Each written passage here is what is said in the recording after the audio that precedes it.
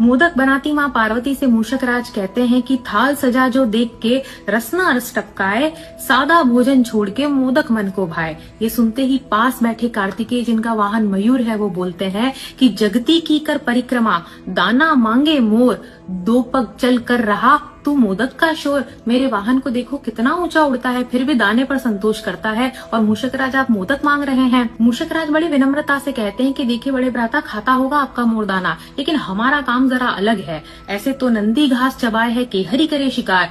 ऐसे तो नंदी घास चबाते हैं और माता का वाहन शिकार करता है। नंदी घास चबाए है, केहरी करे शिकार, गजानन का भक्त में मोदक है अधिकार। हमारा काम जरा भागदौड़ वाला है, हमें मांगलिक कार्यक्रमों में जाना पड़ता है, लोगों के विघ्न हरने जाना पड़ता है, और हमारे देवता भी जरा गोलू मोलू है, तो इसलिए उनके साथ ऊर्जा और बुद्धि थोड़ी ज्यादा लगती है।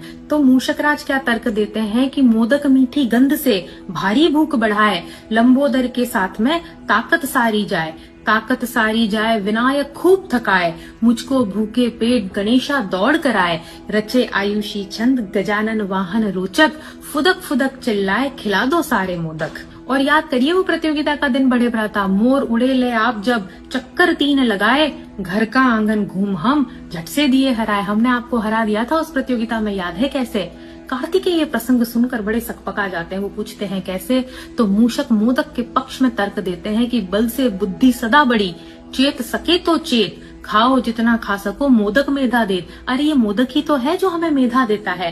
कार्तिकेय हाथ जोड़कर हार मानते हैं और कहते हैं कि विघ्न विनायक साथ जब सध जाते हैं काज, मोदक भोग लगाइए नटखट मूषक राज। शिव परिवार की सबसे खास बात यह है कि यहाँ शेर, बैल, सांप, चूहा, मोर विपरीत स्वभाव के होते हुए भी सब परस्पर सहअस्तित्व में रहते हैं। यहाँ साहस, शक्ति और सुरक्षा का अद्भुत संतुलन है। शिव परिवार यह सिखाता है कि चाहे टूटता देश हो या परिवार, विपरीत स्वभाव में भी एक दूसरे की सीमाओं का अतिक्रमण किए बिना प्रेम और सद्भाव से रहा जा सकता है।